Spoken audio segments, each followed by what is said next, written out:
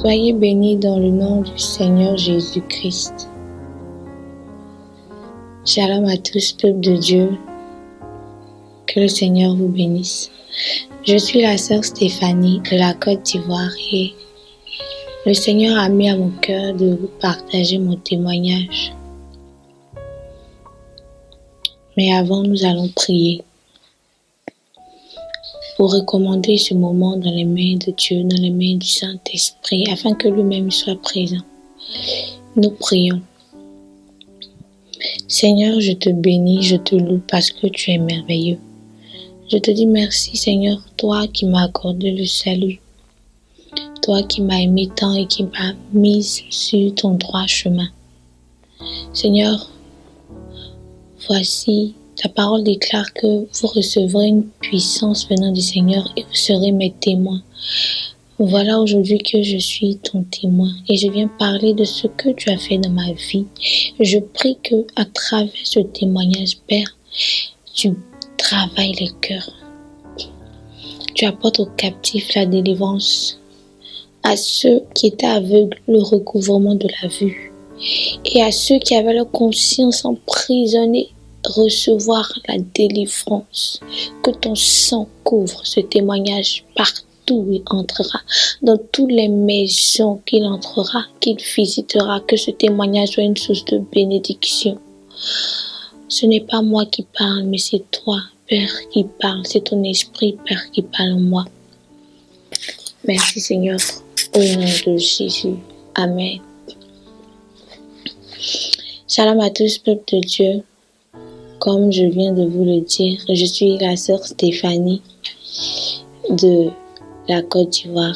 C'est un pays d'Afrique.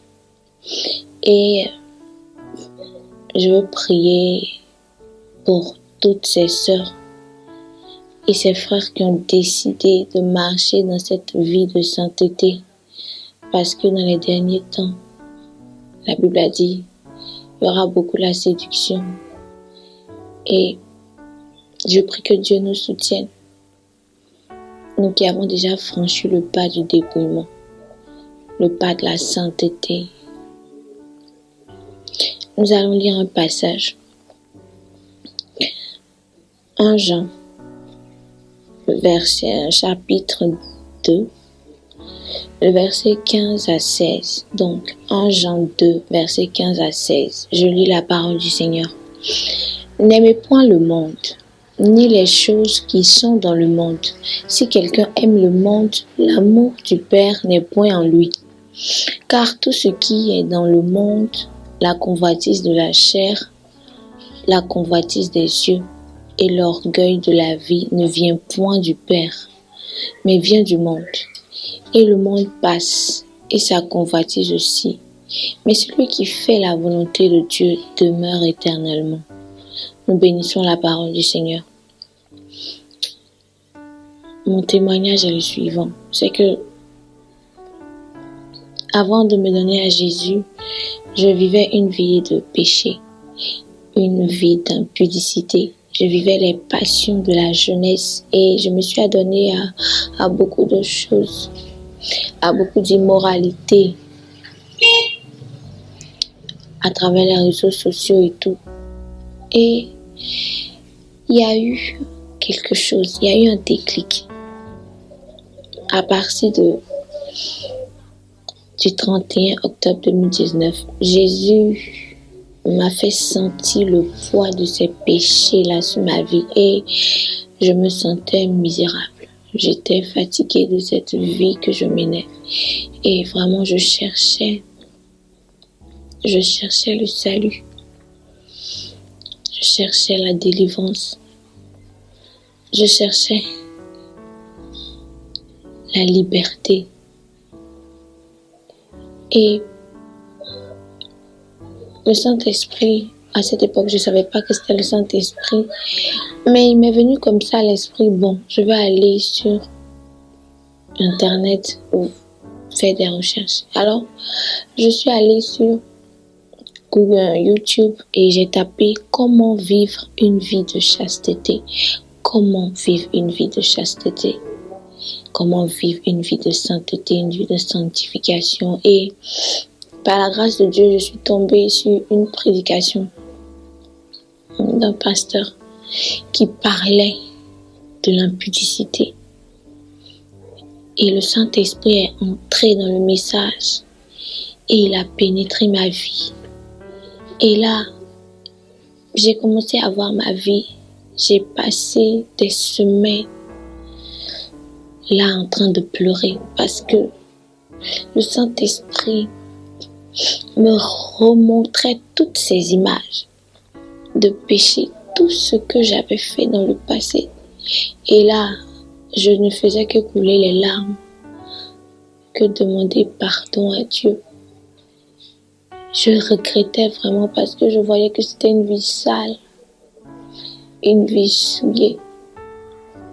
Et j'implorais la grâce du Seigneur, j'implorais la miséricorde de Dieu, que Dieu prenne pitié de moi, que Dieu vraiment me pardonne.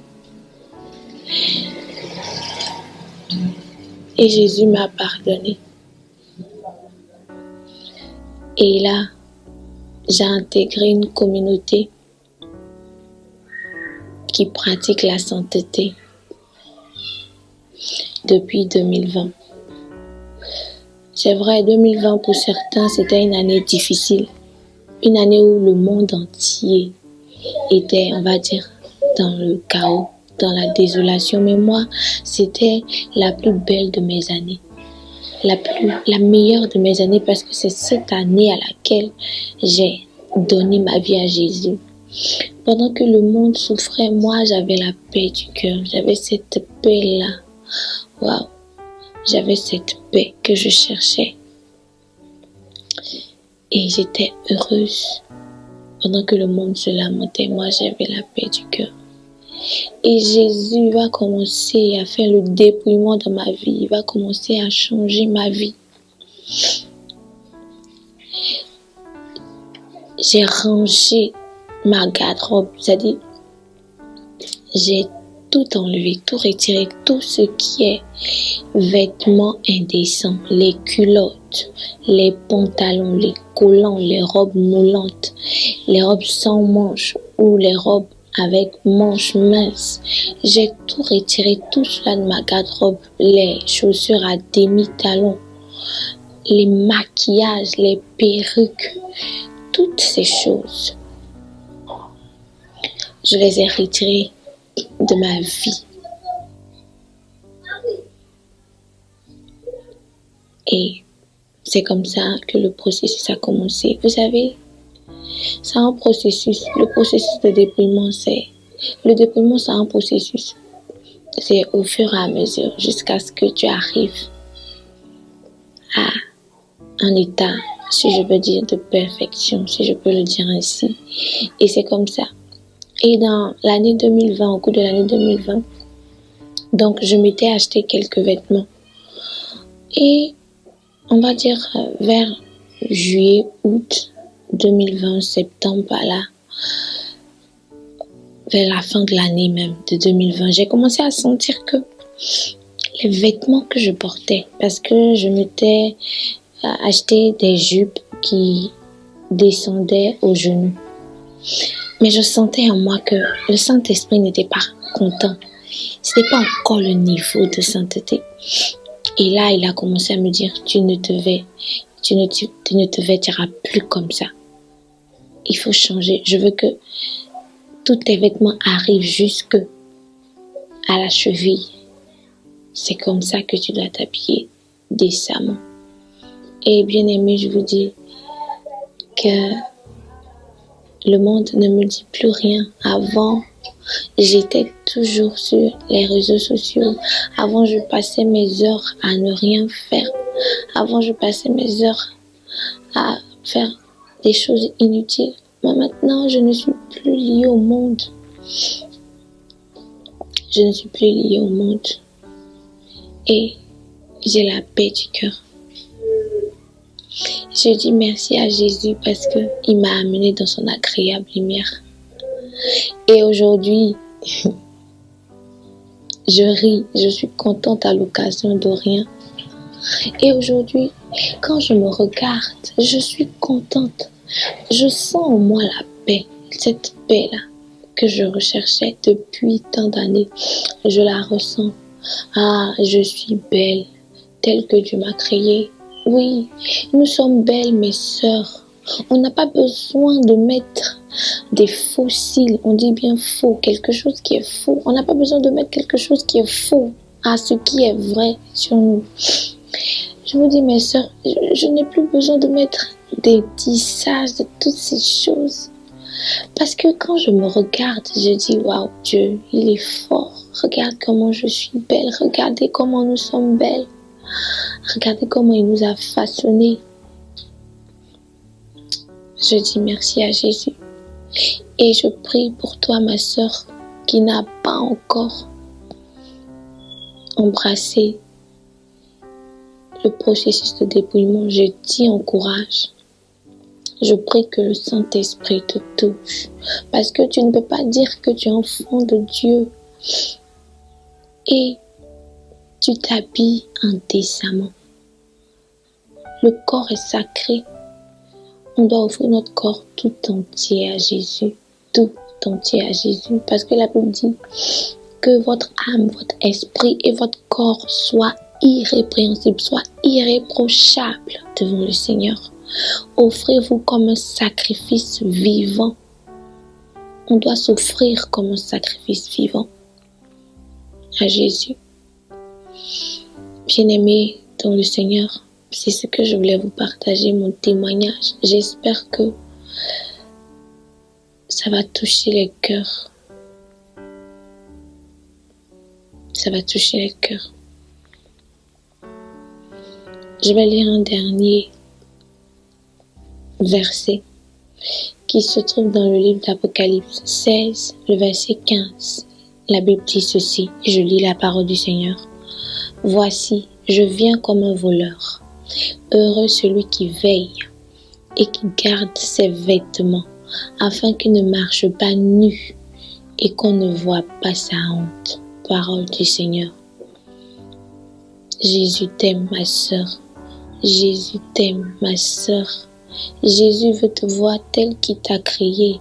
Il veut te voir comme il t'a créé parce que tu es déjà belle. Tu n'as pas besoin d'ajouter quelque chose à ce qu'il a fait. Tu es déjà parfaite et belle. Et c'est seulement, si tu n'y arrives pas, prie le Saint-Esprit. Demande cette force au Seigneur. Si tu n'es pas convaincu, toi, ma sœur, va et consulte Dieu. Parce qu'il est toujours dans sa parole. Il n'est jamais en dehors de sa parole. Prends le livre de 1 Timothée 2. Prends le livre de 1 Pierre. Et tu verras. Je prie que le Saint-Esprit vous éclaire. Soyez bénis au nom de Jésus. Amen.